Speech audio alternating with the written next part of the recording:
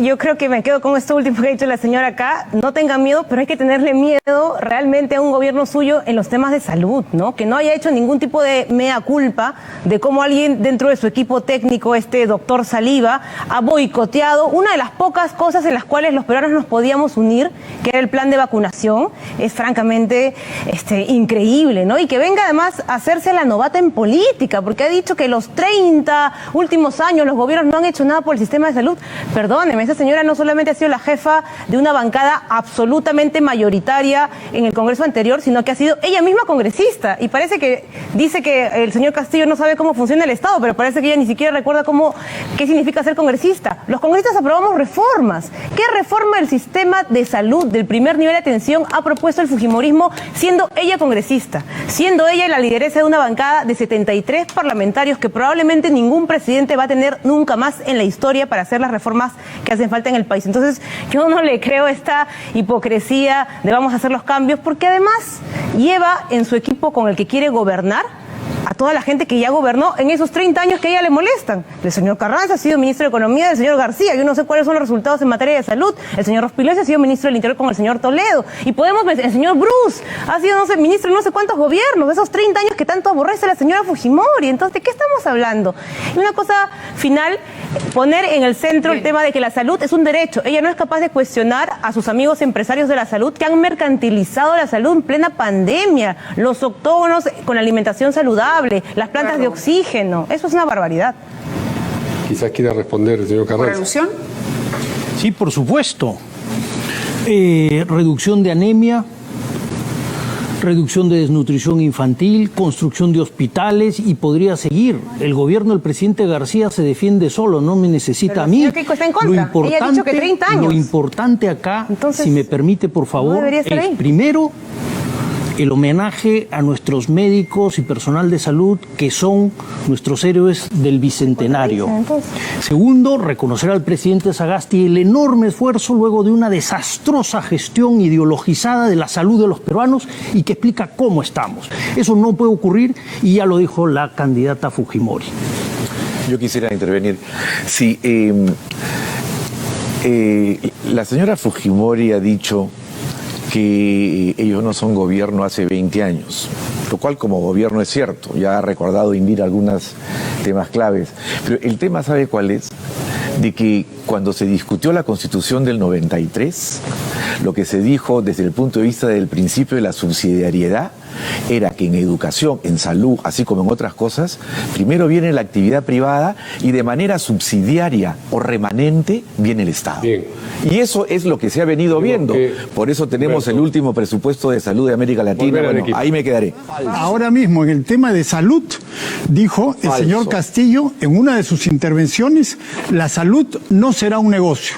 La salud no será un negocio. Y después, en otra intervención, dijo, bienvenida la inversión privada. La inversión privada es para hacer negocio, pero la salud no va a ser un negocio. Sin embargo, bienvenida a la inversión privada. ¿Quién entiende esto? Nada, simplemente nos está engañando. Obviamente está en contra de la inversión privada en todos los terrenos. No quiere inversión privada en educación, no quiere inversión privada en salud, no quiere inversión privada en minería, en nada. Pero como sabe que eso no le gusta a mucha gente, se contradice inmediatamente. ¿A quién le creemos?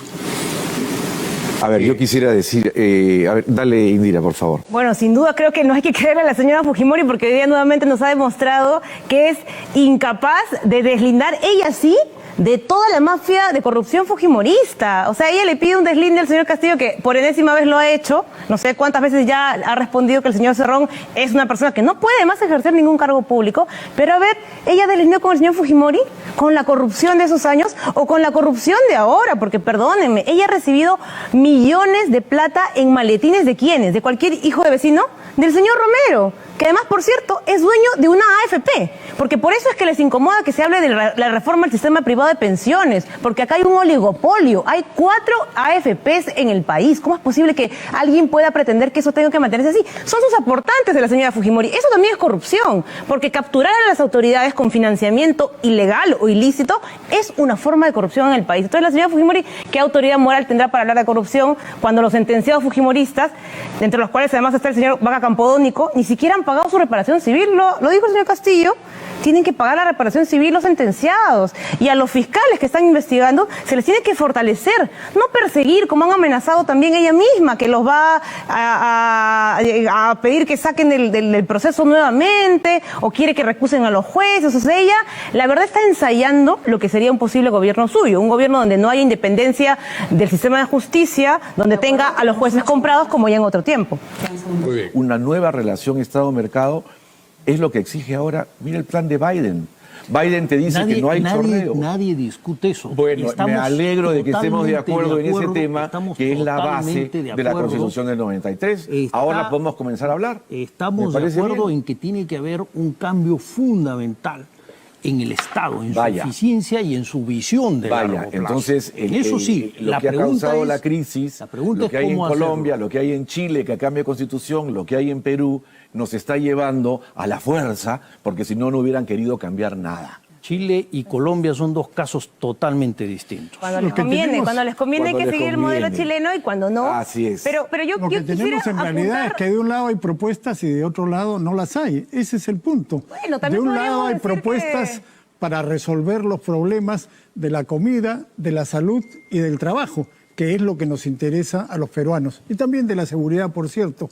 Pero del otro lado no hay absolutamente ninguna propuesta, y cuando algunas cosas se dicen, inmediatamente se desdicen, como dijo ahora el señor Pedro Castillo. La salud no será un negocio, y a continuación, en la siguiente intervención, dijo, bienvenida a la inversión privada. ¿Con qué nos quedamos? ¿Le creemos a la primera, en que la salud no es un negocio, o le creemos a la segunda, en que habrá inversión privada? O hay o no hay, pero él dice las dos cosas a la vez, las dos cosas contradictorias. Yo a lo que le creo es al plan de gobierno que presentaron ante el Jurado Nacional de Elecciones el año pasado, que hizo el señor Vladimir Cerrón, que se declara marxista, leninista, mariateísta, y habló de la estatización y habló de llevarnos por un camino similar al de Venezuela. Ese es el plan de gobierno. Humberto dice, no, ese plan ya no sirve. Claro, ¿así? ¿Y dónde está el otro? ¿Dónde está el otro? Yo no lo conozco. ¿Humberto lo conoce? No. Indira y Humberto, yo les pregunté, ¿son ustedes parte del equipo del señor Castillo?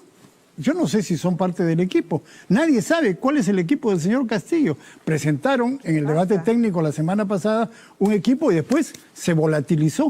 Parece que no estás en la realidad, Fernando, porque te hemos respondido claramente. Humberto te has respondido que él es parte de Juntos por el Perú, que está apoyando. Y yo lo que te he dicho claramente también fuera de cámaras es que yo tengo claridad sobre mi voto. ¿Qué eres? Y vengo ¿Eres acá, parte de Castillo o no? No soy parte del equipo de Castillo. Vengo acá porque no sé si están informados, pero esto no es un debate de equipos técnicos. Eso ya pasó la semana pasada. Pero bueno, yo quisiera en todo caso retomar algo que tú has dicho que me parece interesante, y es que yo creo que hay una falta de comprensión, o parece que así tú lo ves. Una cosa es hacer inversión privada, una cosa es hacer empresa, y otra cosa es mercantilizar con la salud. Es que el problema de ustedes es ese, que no saben separar. ¿Sabes cuál es la diferencia? Una cosa es tener, por ejemplo, una clínica privada, y otra cosa es cobrarle a una familia 500.000 soles por una cama UCI en medio de una pandemia. Eso no es hacer empresa privada, señores. Eso no es hacer empresa privada. Eso es ser un mercader de la salud. Eso es ser un buitre, ¿no es cierto? Porque en medio de una pandemia, lo que me está diciendo Fernando Respiriosi y el equipo de la señora acá es que es válido hacer empresa cobrándole a usted, a su familia,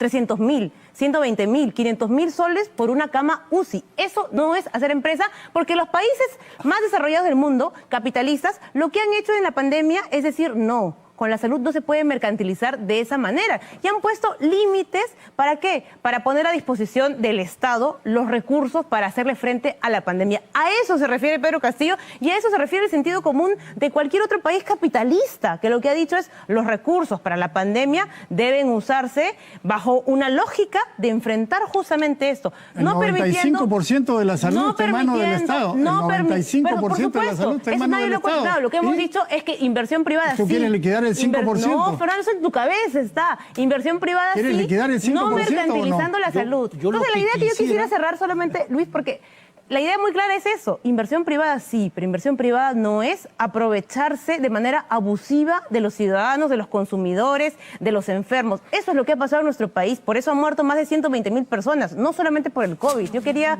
señalarlo porque parece que Fernando no lo comprendía. Es absolutamente falso que hayan muerto porque la inversión privada usted lo ve en su casa, es por la mala gestión del Estado. Que el oxígeno subió, que nadie hizo nada para poner en marcha la Ley General de Salud y poner bajo control del Estado esos recursos la mala gestión del Estado, no por la inversión privada. A usted le cobraron 10.000 soles por un balón de oxígeno. Es por la mala gestión del Estado que perdieron la vida. Claro, y solamente quería referirme a algo antes que cierre este bloque, porque se ha hablado mucho también de los temas de género. Y yo quería recordar algo que demuestra nuevamente que la señora Fujimori tiene una hipocresía tremenda. Ella ha hablado que ella cree en la igualdad de género, sí. Y ha dicho que ella es mujer, y en el bloque de preguntas sobre violencia de género decía que ella va a defender a las mujeres. Discúlpenme, miren, el primer proyecto que yo logré aprobar como congresista fue un proyecto de ley para reducirle beneficios penitenciarios a violadores y agresores graves hacia mujeres y niños. ¿Y saben quién votó en contra de ese proyecto de ley? Que finalmente es, si no me creen, ley 30.609, ley que elimina beneficios penitenciarios de violencia. ¿Sabes quién votó en contra? El fujimorismo. ¿Saben por qué? Porque el título de mi ley decía Ley para luchar contra la violencia de género hacia mujeres y niños. Y votaron en contra 18 congresistas del fujimorismo porque decía la palabra género. Ese nivel de absurdo es el que tiene el fujimorismo, y la señora Fujimori viene a decir yo creo en la igualdad de género. Su bancada votó en contra de una ley para sancionar a violadores y agresores de niños y de mujeres. Yo no le creo nada y me parece una hipocresía, que tenía que decirlo. El tema de considerar de que la libertad económica es la libertad fundamental, más allá incluso de la libertad democrática, y que llevó en determinado momento a apoyar la dictadura chilena porque promovía la libertad económica y qué importan las libertades democráticas, eso es lo que tiene que cambiar. La libertad es algo que no es solamente económica, es una libertad para poder tener tu moral, para poder desarrollarte socialmente, para poder tener una serie de planteamientos. No es solamente una libertad económica que te puede dar el mercado con su ecuación de precios. Eso yo pienso que es clave. Y finalmente es eso de que la libertad económica es lo básico, lo que lleva a decir que justamente cualquier otro planteamiento no vale nada. Entonces yo lo que invoco es que el derecho democrático al voto, a lo que vamos a ejercer la próxima semana, el próximo domingo, se respete por las Fuerzas Armadas, por las instituciones, por todos.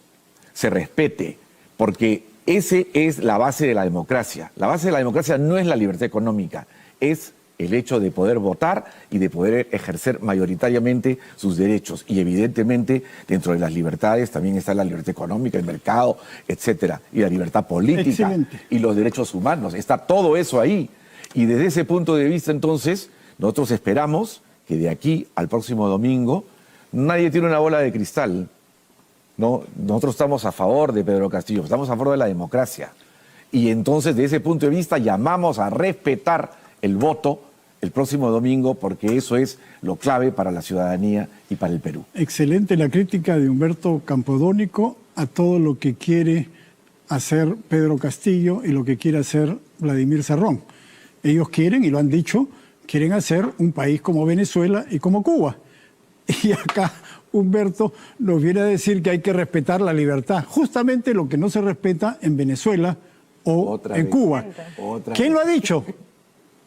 Lo ha dicho el dueño del partido, el señor Vladimir Cerrón, el dueño del partido, candidato a la vicepresidencia con el señor Castillo, expulsado, expectorado por el jurado de elecciones por estar sentenciado, pero candidato a la vicepresidencia del señor Castillo. ¿Qué ha dicho el señor Cerrón? Vamos a llegar al poder para quedarnos. Justamente todo lo contrario a lo que dice acá Humberto. Pero Humberto no tiene nada que ver. Él se sienta acá, pero él dice que no es parte del equipo del señor Castillo. El señor Cerrón sí es el dueño del partido de Castillo. O sea, hay una gran diferencia. Humberto tiene buenas intenciones. Cerrón tiene el poder, como lo acaba de repetir Waldemar Cerrón, el hermano de Vladimir Cerrón, y ha dicho, acá los que mandamos somos nosotros. Y como lo ha dicho, ¿quién? El congresista electo de Perú Libre, el señor Bermejo. El que corta el jamón es el señor Cerrón. Lo ha dicho. Y todos lo hemos escuchado. Recordar que cuando se vuelven a levantar esos temas de asociar al señor Castillo, que ha deslindado una y mil veces, algo que no puede hacer la señora Fujimori, porque si queremos comparar personas sí cuestionables, hay un candidato que deslinda de las cuestiones que son criticables también en su entorno, pero hay una candidata que no es capaz ni de deslindar ni con su papá, que hablando de instituciones, llevó tanques y militares al Congreso de la República, por favor, y cuando se le ha pedido que ella niegue que eso fue un golpe de Estado, dicen, no, pues es que era necesario. ¿Necesario? Nunca es necesario llevar tanques y militares a una institución como el Congreso y desprestigiarla también como lo hizo los últimos 3 años. Usted va a recordar cómo fue el Congreso fujimorista, becerriles.